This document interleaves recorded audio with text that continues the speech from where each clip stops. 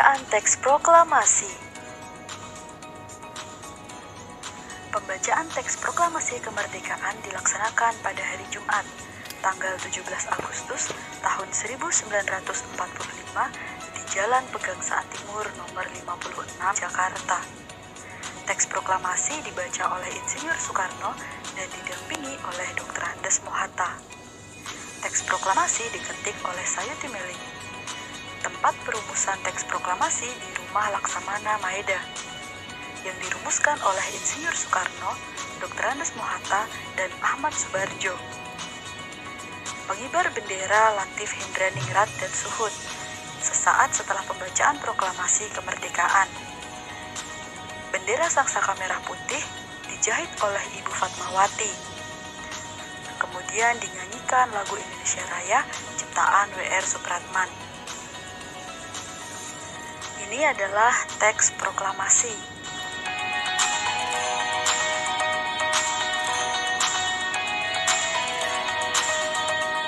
Peristiwa menjelang dan sesudah pembacaan teks proklamasi. Peristiwa menjelang pembacaan teks proklamasi, yaitu terjadi peristiwa Rengas Dengklok pada tanggal 16 Agustus tahun 1945.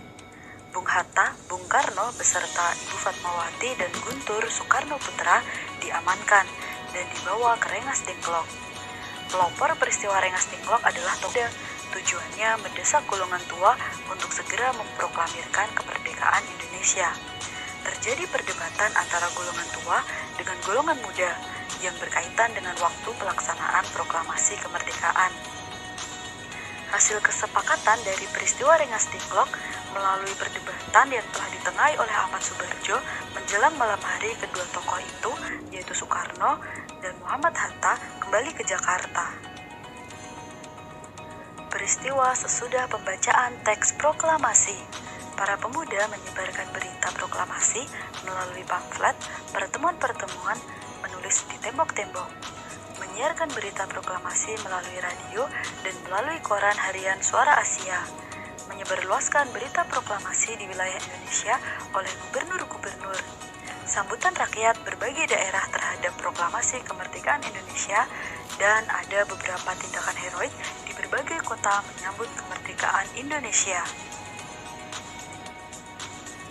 Tentu kalian telah mengenal tokoh proklamator ini.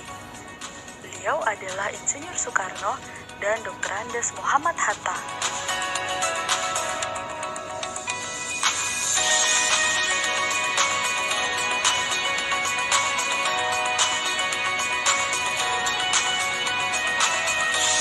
Selain tokoh Insinyur Soekarno dan Dr. Andes Mohatta, kita juga mengenal Ahmad Subarjo. Beliau sangat berjasa dalam perumusan dan penyusunan naskah proklamasi.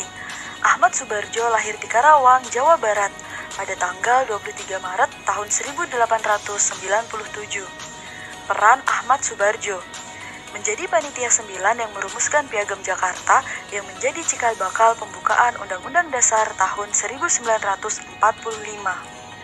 Menjadi penengah antara golongan muda dan golongan tua ketika terjadi perbedaan pendapat saat akan menentukan waktu pembacaan proklamasi. Ahmad Subarjo menjadi tokoh perumus naskah proklamasi kemerdekaan Indonesia. Tindakan heroik yang mendukung proklamasi. Usaha menegakkan kedaulatan terjadi di berbagai daerah dengan tindakan heroik mendukung proklamasi kemerdekaan. Peristiwa heroik di Yogyakarta. Peristiwa heroik di Surabaya. Peristiwa heroik di Semarang.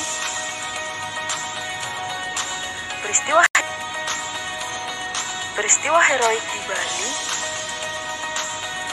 Peristiwa heroik di Sumbawa. Peristiwa heroik di Kalimantan. Peristiwa heroik di Palembang. Dan peristiwa heroik di Makassar. Setelah peristiwa proklamasi kemerdekaan, ada pekerjaan yang sangat penting yang harus dikerjakan. Pekerjaan itu adalah pembentukan Negara Kesatuan Republik Indonesia. Banyak peristiwa dalam proses terbentuknya Negara Kesatuan Republik Indonesia. Proses pembentukan NKRI. Pertama, pembentukan kelengkapan pemerintahan.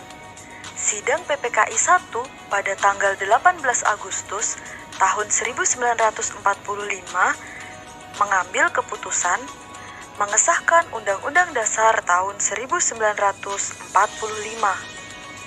memilih Insinyur Soekarno sebagai Presiden dan Dr. Andes Mohatta sebagai Wakil Presiden. Tugas Presiden akan dibantu oleh Komite Nasional. Sidang PPKI 2 pada tanggal 19 Agustus tahun 1945 menghasilkan keputusan menetapkan 12 kementerian, membagi wilayah NKRI menjadi 8 provinsi. Proses yang kedua, pembentukan Komite Nasional Indonesia. Sidang PPKI 3 pada tanggal 22 Agustus tahun 1945 menghasilkan keputusan membentuk Komite Nasional dan BKR, yaitu Badan Keamanan Rakyat.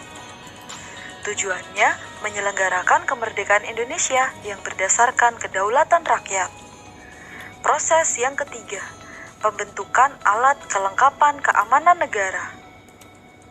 Dengan maklumat pemerintah pada tanggal 5 Oktober tahun 1945, terbentuklah organisasi ketentaraan yang bernama Tentara Keamanan Rakyat atau TKR. Proses yang keempat, pembentukan lembaga pemerintahan di seluruh daerah di Indonesia. Berdasarkan Undang-Undang Dasar 1945 Pasal 18 sebelum diamandemen, daerah Indonesia akan dibagi dalam daerah provinsi. Setiap daerah provinsi akan dibagi pula dalam daerah yang lebih kecil. Perjuangan mempertahankan kemerdekaan. Ketika bangsa Indonesia memproklamasikan kemerdekaannya, banyak pihak asing yang tidak menyetujuinya. Pihak-pihak asing tersebut antara lain sekutu, terutama Belanda dan Inggris. Demikian pula dengan Jepang. Banyak tentara Jepang yang masih tersisa di Indonesia belum mengetahui jika mereka telah kalah dan menyerah kepada sekutu. Mereka juga belum tahu jika bangsa Indonesia telah merdeka. Perjuangan rakyat dalam rangka mempertahankan kemerdekaan Indonesia dilakukan dengan dua cara, yaitu perlawanan fisik dan diplomasi. Perlawanan fisik dilakukan dengan kontak senjata, sedangkan perlawanan diplomasi dilakukan melalui meja-meja perundingan. Bentuk perjuangan fisik. Pertempuran 10 November 1945 di Surabaya. Pertempuran Ambarawa tanggal 15 Desember 1945 di Ambarawa, Jawa Tengah. Bandung Lautan Api yang terjadi pada tanggal 23 Maret 1946. Medan Area terjadi pada tanggal 10 Desember 1945 dan serangan umum 1 Maret 1949 di Yogyakarta. Sedangkan bentuk perjuangan diplomasi antara lain Perjanjian Linggarjati, Perjanjian Renville, dan Perjanjian Romroyen. Perjuangan secara diplomasi antara lain Perundingan Linggarjati. Perundingan Linggarjati diadakan pada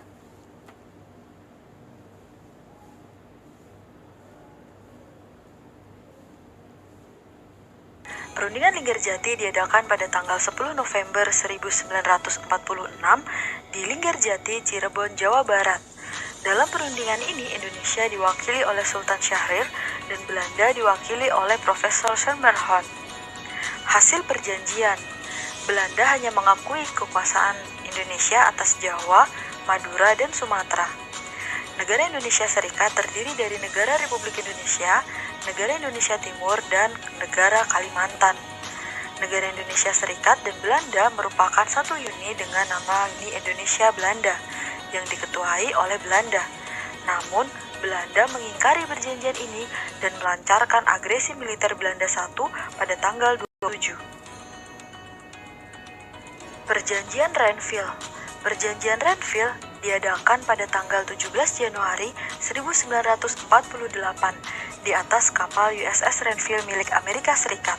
Isi Perjanjian Renville, Belanda hanya mengakui daerah Republik Indonesia atas Jawa Tengah, Yogyakarta, sebagian kecil Jawa Barat, dan Sumatera. Semua pasukan RI harus ditarik mundur dari wilayah-wilayah yang diduduki Belanda.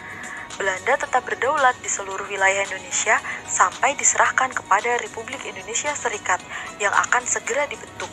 Namun, Belanda lagi-lagi mengingkari isi Perjanjian Renville dan melakukan agresi militer Belanda II pada tanggal 19 Desember 1949. Perjanjian Romeroyen.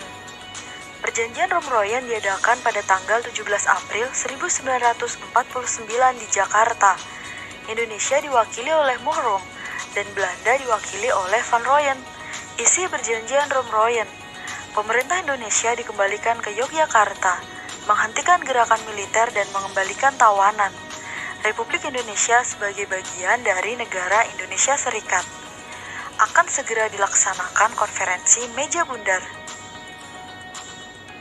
Peristiwa pengakuan kedaulatan Indonesia oleh Belanda. Konferensi Meja Bundar atau KMB. KMB terjadi pada tanggal 23 Agustus sampai 2 November tahun 1949. KMB diadakan di Den Haag, Belanda. Tokoh yang terlibat: delegasi Belanda dipimpin oleh Van Marsseven. Delegasi BFO atau Badan Musyawarah Negara-Negara Federal dipimpin oleh Sultan Hamid II. Hasil KMB, Belanda akan menyerahkan sepenuhnya kedaulatan kepada Republik Indonesia Serikat pada akhir Desember 1949. Penyelesaian masalah Irian Barat ditunda setahun kemudian setelah penyerahan kedaulatan pada Republik Indonesia Serikat. Republik Indonesia Serikat dan Belanda membentuk uni yang dipimpin oleh Ratu Belanda berdasarkan kerjasama sukarela dan sederajat. Republik Indonesia Serikat harus membayar hutang kepada Belanda sejak tahun 1942. Pembubaran KNIL dan memasukkan anggota KNIL ke APRIS atau Angkatan Perang Republik Indonesia Serikat. Kapal-kapal perang Belanda ditarik kembali dari Indonesia. Konstitusi Republik Indonesia Serikat dipermaklumkan kepada Kerajaan Belanda. Proses pengakuan kedaulatan Indonesia. Pengakuan kedaulatan Indonesia dilaksanakan di Belanda dan di Indonesia. Wakil Indonesia yang menandatangani pengakuan kedaulatan di negeri Belanda adalah Dr. Andes Muhammad Hatta, dan wakil dari Belanda adalah Ratu Juliana. Adapun proses penandatanganan di Indonesia dari pihak Belanda diwakili oleh Loving, dan wakil Indonesia adalah Sultan Hamengkubuwono IX. Makna KMB bagi bangsa Indonesia. Berakhirlah penjajahan dan kekuasaan Belanda atas Indonesia. Peristiwa tersebut juga menandai berdirinya negara Republik Indonesia Serikat. Cukup sekian materi PS tema 7 subtema 2.